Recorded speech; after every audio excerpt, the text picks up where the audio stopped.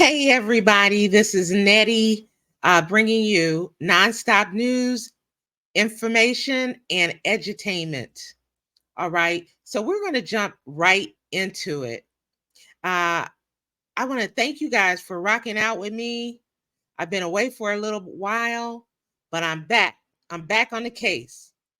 So tonight, I want to talk about an alleged incident that happened, and it has to do with Dalton, Illinois. Here we are right back again, right? And the person that we're talking about uh, was an assistant to Tiffany Henyard. Tiffany Henyard, that's right. That's a name that we're going to be talking about, it seems, for a long, long time. Tiffany Henyard, as you all already know, is embroiled in a lot of controversy. Controversy over here, controversy over there, controversy everywhere.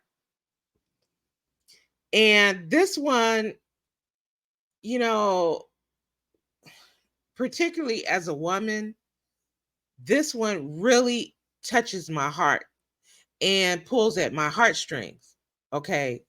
Now, if you're from Chicago, like I'm from Chicago, was born and raised there, no longer live there, but spent a great chunk, a huge chunk of my life there, right? If you're from Chicago, then you know who I'm about to show you here. Okay. You know this guy, right? If you're from Chicago, you've seen this guy all over the news. Everywhere and anywhere there's some type of crime going on, Andrew Holmes pops up. Now, I'm not going to give him the label of an ambulance chaser. I'm not going to say that. But some people might say that. Some might say that he's tried to frame his life sort of in a way of like a Jesse Jackson, Al Sharpton type. You get the picture, folks. You get the picture, right? So we have to say allegedly. All right. We have to say allegedly. But Tiffany Henyard and Andrew Holmes supposedly went on a trip along with her assistant and a few others, including a policeman, right? Went on a trip to Vegas and supposedly to develop, commerce, business relationship with Vegas, between Vegas and Dalton. And much, much more happened.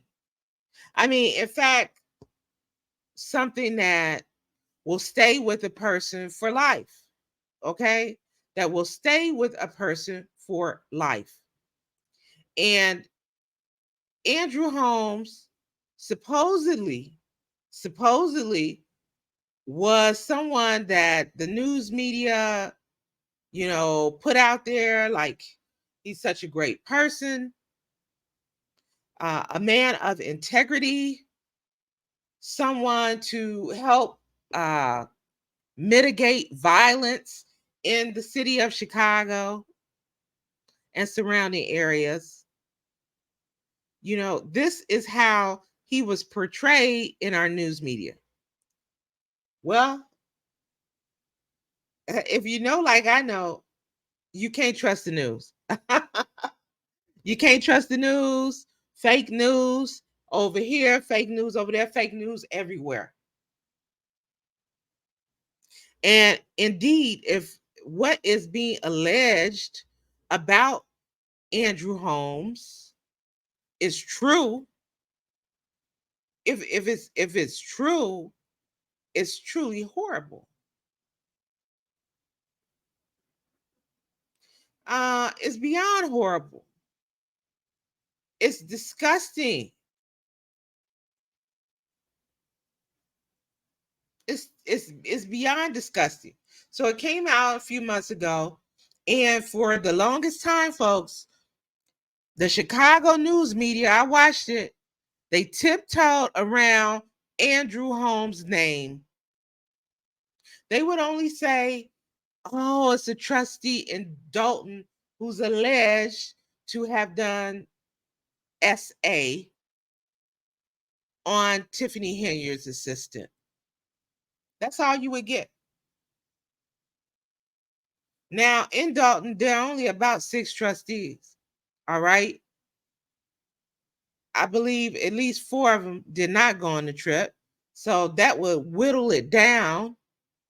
It's a matter of public record who went on the trip. But yet, the news media refused to name this man. They refuse to say his name, Andrew Holmes. And I'm saying his name tonight. Andrew Holmes allegedly violated a young lady in one of the worst ways possible, people. In one of the worst ways possible. He is sickening if this truly happened. Now, let's go and let's listen to the young lady. She has bravely come out to tell her story. Let's hear it. Let's see what this young lady has to say. This is out of her own mouth. We'll watch it together.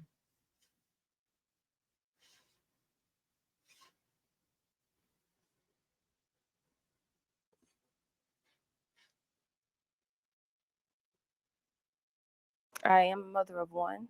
I was raised in Dalton. I graduated from Thornton Ridge. I worked at Dalton Park, worked at Dalton Library. So I would say I'm a definite true citizen of Dalton, and I'm a survivor. Mm-hmm.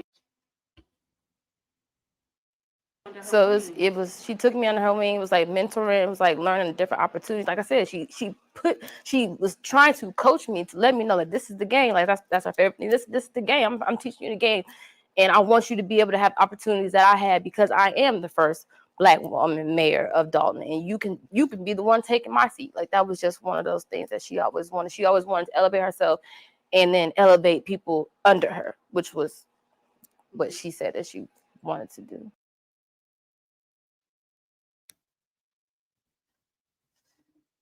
Um, and upon meeting him and then being around, You guys, it's very interesting the way that they're doing this, conducting this interview to me. They do not ask the questions out loud. They're just putting them across the screen and then allowing her to speak. So here they're asking her, how did you meet Andrew Holmes? Let's listen. around him, I deemed him the Uncle Drew. Like I gave him the name, and it went all the way down to the mayor calling him Uncle Drew just regularly. That was just his name because he made everyone feel comfortable. He's I've even been in places by myself with him in cars, wherever, by myself, plenty of times before ever anything, and he's never gave me an inkling of he'll harm me. He will make a pass at me. He's never done any of that. So yes, I deemed his Uncle Drew because now I feel like if I step out of here and how I know you that you fight for these other people, these other victims, and all of that, you have my back. I'm pretty sure I'm safe if I'm with you. And Now you see that? This is how he has been portrayed, Andrew Holmes, in the Chicagoland media forever. Like he is safe, like he is someone you can trust, like he is a person of integrity. All right. So I can understand how this person, Miss Dukes, was led to believe and believed that he was someone who really was fighting for the people and an upstanding person. Let's keep listening. And that was the relationship that he allowed me to take from him.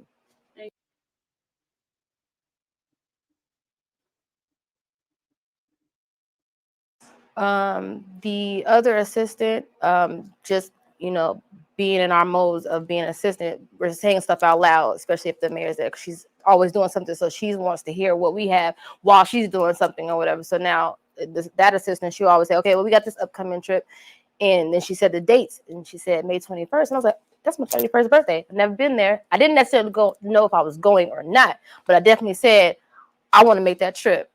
So Tiffany was, telling me like this is not, no trip like that. Like this, we're going down there for business. And I said, well, I definitely understand, but I still never been in the vicinity of Vegas. So even if I could just be there and it's my birthday, I would still feel good. But I was like, you know how hard I work anyway, so I'm not even worried about that.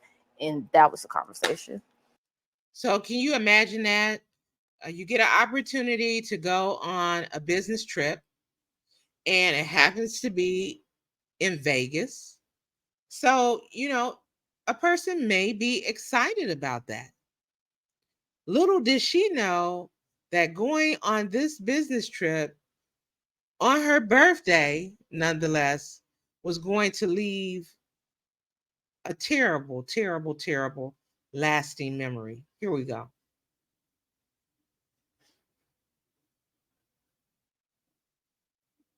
This is our last night in Vegas. When we clock out, isn't anybody hitting the strip with me? It's my birthday. And everybody said no, or they had something else to do. But Andrew, um, Miles did say that if he's done doing whatever he was doing, he'll catch up with us. Okay, so fine. But I at least knew I got a man with me. I'm gonna make it home. I ain't even got to worry about going to try to go on the strip by myself. I legitimately thought that I was gonna make it home. Isn't that something? So, again, she's reiterating her trust in Andrew Holmes and being in a new city, a city that's known for partying.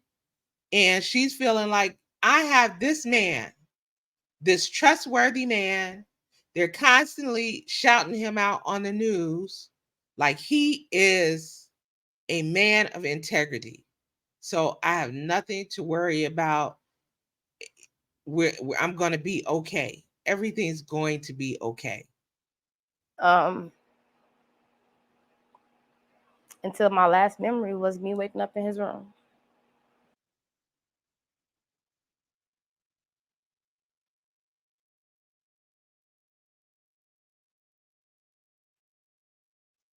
Why not now?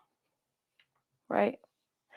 And you'll hear so many stories of, oh, well, she waited 20 years and she waited 30 years. I knew if it was ever happened to me, absolutely not. That I knew justice needed to come immediately.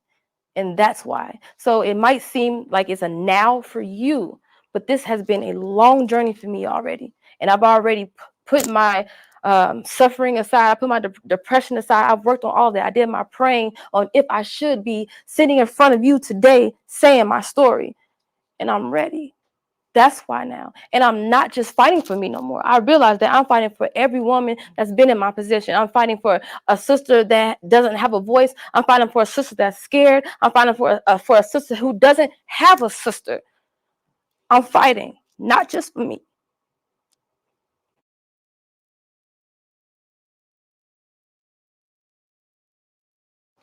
I would like to say thank you, Officer Miles, for being my hero. You're the only person that stood up for me, opened your mouth, had the dignity to put everything that you had aside, your whole life, your whole personal life, for somebody that you didn't even know. You honored the badge that you vowed for. And I appreciate you for that. And I pray to God that you get infinite blessings. Because you. So here, she's thanking Officer Miles. He was the person who Andrew Holmes allegedly reached out to after SAing this young lady. And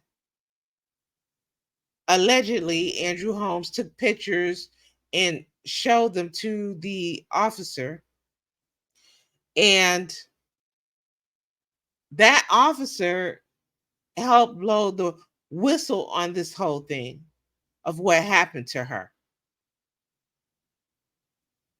So I just want to shout out the good police officers, because without him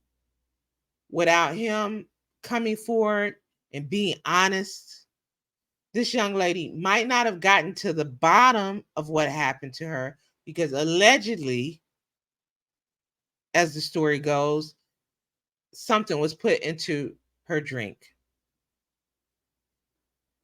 So again, shout out to Officer Miles and to all the other good police officers out there. You are needed. Let's continue. You deserve that. And I thank you so much for even being a human being, not even just a police officer. You felt what was right, you felt what was wrong, and you stood on that, and you made it to the end to help me. And not only me, now you're helping so many other people. So thank you so much.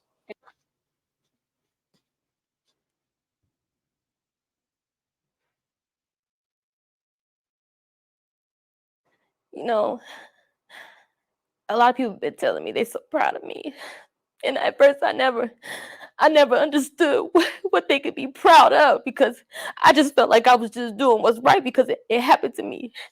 But then coming out and the news putting out my report, and hearing that it might be possibly other victims, that broke me even more. But it was like, that's why they proud of you, because you let them women feel like I can say something and somebody's gonna stand with me because I was done wrong. And I want to say to them, I know it's hard. I promise you.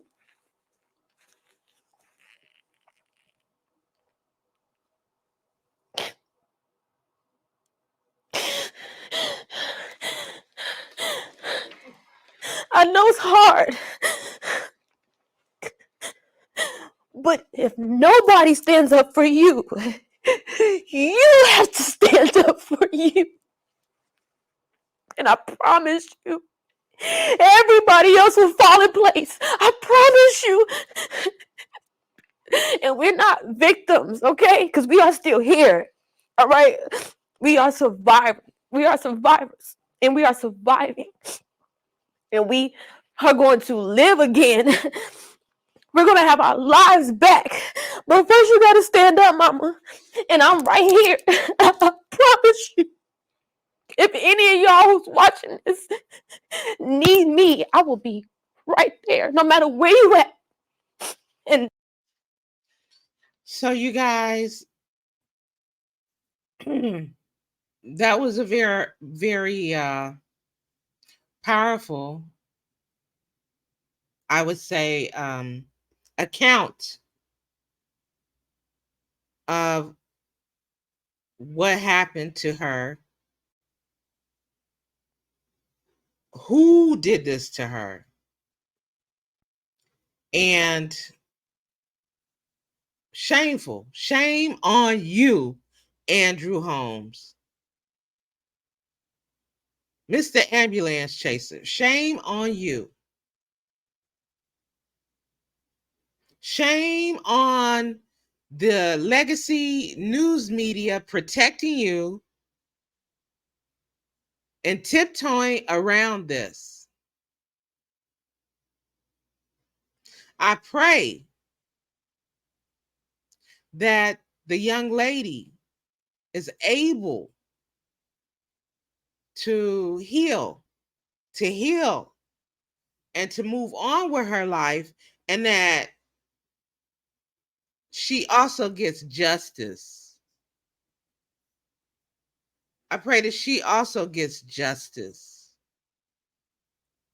And I'm thankful for the officer who blew the lid off of it, who did not stand with the demonic Andrew Holmes. Andrew Holmes, if you have to drug women up to sleep with them with your sneaky self, shame on you. But like my granny always said, what's done in the dark will come to the light. You have not only betrayed this young lady, betrayed her trust, violated her body, but you have betrayed the public's trust because you were put out there constantly like you were someone who cared, who was someone of integrity, someone who was against crime. And here you are SAing someone, drugging them and SAing them, allegedly. So, see, folks, this is why we have to stand up for truth. We have to stand up for truth.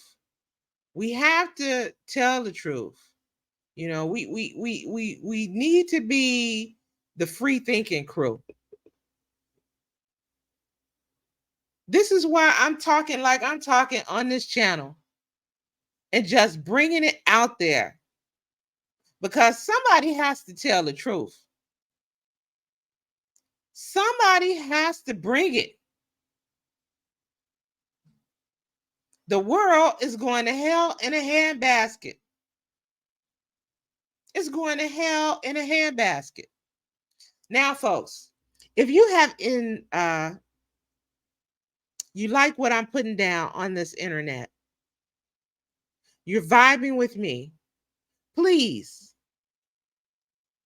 take a second and like, share, and subscribe. It's free. I appreciate you.